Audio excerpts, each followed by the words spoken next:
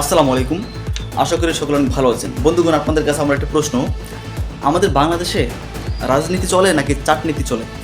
এই প্রশ্নের উত্তরটা আপনি আমাকে দিয়ে যাবেন, ঠিক আছে? প্রিয় দর্শক, আমি আসলে রাজনীতি অতটা বুঝি না, কারণ খুবই ছোটো মানুষ, এবং কিন্তু রাজনীতির যে একটা সৌন্দর্য আছে সেই সৌন্দর্যটা আমি বুঝি এবং এটা বোঝার চেষ্টা করি। দর্শক, আমাদের গ্রাম পর্যায়ে, আমাদের কলেজ, আমাদের বিশ্ববিদ্যালয়, আমাদের দেশের সকল ক্ষেত্রে আমাদের একটি অংশ আছে রাজনীতির গুরুত্বপূর্ণ অংশ, সেটা হচ্ছে ছাত্র রাজনীতি।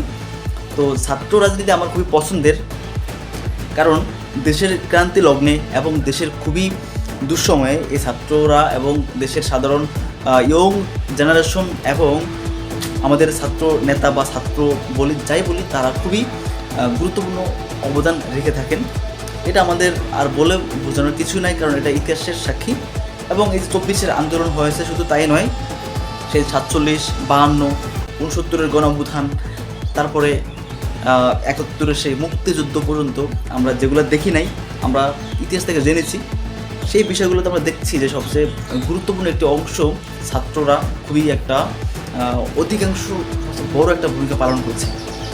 তো সেদিক থেকে বাংলাদেশে ছাত্র রাজনীতি একটি আকাঙ্ক্ষার প্রতীক এবং একটি আকাঙ্ক্ষার জায়গা, যেখান থেকে দেশের বড় বড় প্রতিদশা রাজনীতিবিদরা তৈরি হয়ে আসে। তো এজন্য এটা আমার খুব পছন্দের, ঠিক আছে?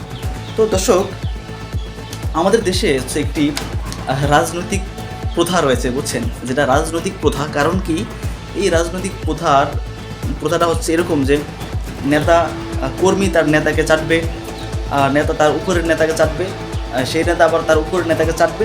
মানে সংসদ থেকে শুরু করে দেশের সর্বস্তরের রাজনৈতিক পর্যায়গুলো আছে এবং সাধারণ জনগণ থেকে শুরু করে একেবারে সেই সংসদ পর্যন্ত একটি প্রথা প্রচলিত, সেটা হচ্ছে যে চাটাচাটির প্রথা, ঠিক আছে? মানে একজন একজনকে চাটবে, তেল মারবে। এই জন্য আমাদের দেশে এত তেলের সংকট দেখা দেয় মাঝে মধ্যে।